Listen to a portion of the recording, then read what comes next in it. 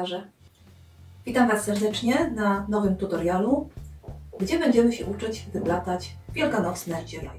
Aby wykonać tego typu jajo, musicie wypleść dwie części. Dolną, czyli po prostu niewielki, niewysoki koszyk i część górną, czyli to jajo właściwe. Te części później skleimy, ozdobimy metodą decoupage i dodamy parę gadżetów, tak żeby zakryć miejsce klejenia. Takie jajo stanowi bardzo ładną, bardzo nietypową ozdobę wielkanocną. Może być też bardzo ciekawym prezentem wielkanocnym. Co potrzebujemy? Potrzebujemy ciemne rurki na dół, czyli na ten spodni koszyk, około 30 sztuk. Potrzebujemy rurki na górę. Jak widzicie, takie jaja można wykonać z białych rurek albo z rurek bez nadruku, które są później pomalowane białą farbą, lub te, które ja lubię bardziej, czyli rurki z gęstym nadrukiem gazetowym. Kochani, możemy jeszcze wykonać jajo w wersji otwieranej.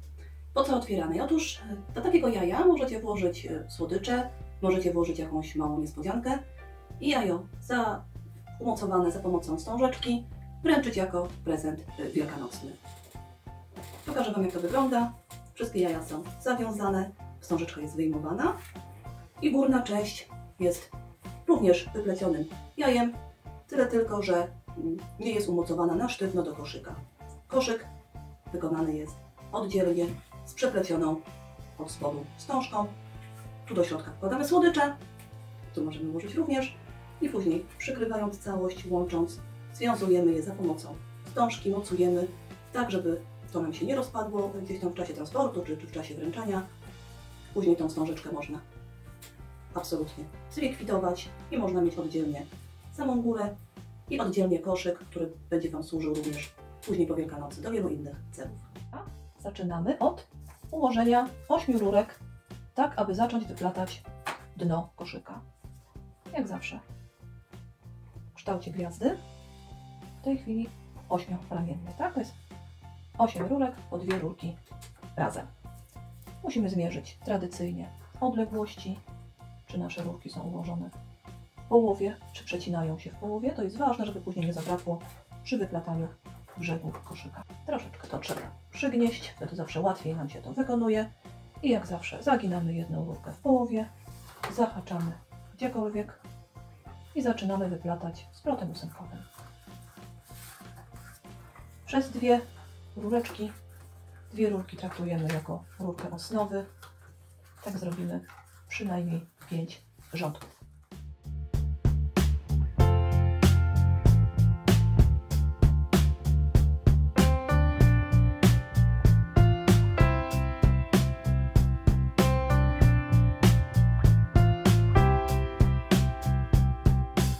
Wyplotłyśmy raz, 2, 3, 4, 5, 6, 7 rządków spodu, czyli tej części tutaj naszego jaja. Myślę, że to jest mniej więcej ta wielkość. Dlatego teraz możemy zacząć wyplatać w górę.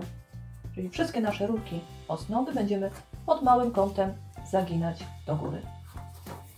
Nie za dużo, tak żeby to miało kształt taki raczej obły, ale delikatnie każdą z nich do góry podginamy.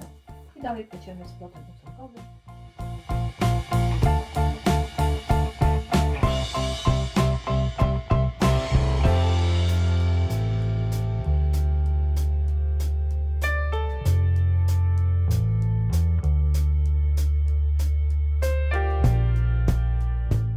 Wykonałam 7 rządków. Raz, 2, 3, 4, 5, 6, 7 dołu naszego kosza i raz, 2, 3, 4, 5, 6 i 7 rządków ścianki. Koszyk dolny lekko się rozchyla. W tej chwili troszeczkę dociskam jeszcze ten splot. I to właściwie jest ta wysokość, o którą nam chodziło. Teraz musimy ten koszyk zakończyć. W tym celu najpierw włożę rurki, te, które pozostały ze splecenia. W środek do tego celu potrzebuję pomocnika, czyli drut do robienia na drutach. Wykonuję tunelik i w ten tunelik wkładam rurkę, która już mi nie będzie potrzebna. To trzeba robić z rozsądkiem, nie ciągnąć za mocno, żeby tej rurki nie urwać w niewłaściwym miejscu. I drugą rurkę przekładam tak samo przy kolejnej rurce osnowy. Tunelik i dokładam. Przekładam rurkę tutaj przez te 3 rządki ścianki. Końcóweczki ucinam.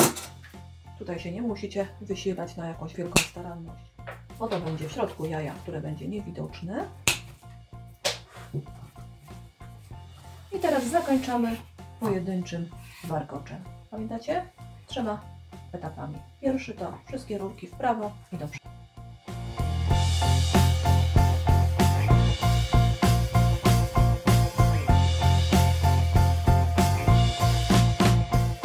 Ostatnią rurkę przekładamy przez pierwszą zagiętą, tak żeby to wszystko pozahaczać i lekko ciągnąc w prawo, też z wyczuciem, żeby nie urwać rurek, dociskam spod. Pierwszy etap za nami, drugi wygląda podobnie, w prawo i do góry.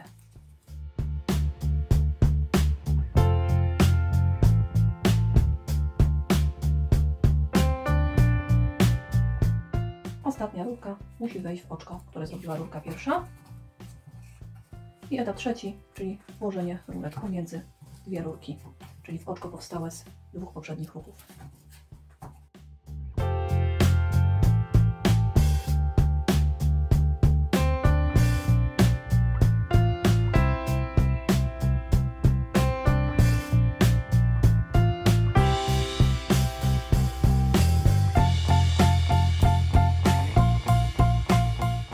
I teraz całość splotu dociskamy, popychając kciukiem i ciągnąc za rurkę, która jest z przodu.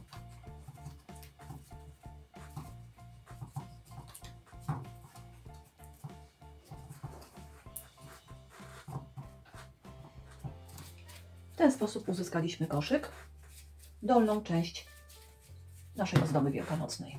Pozostaje tylko przycięcie rurek.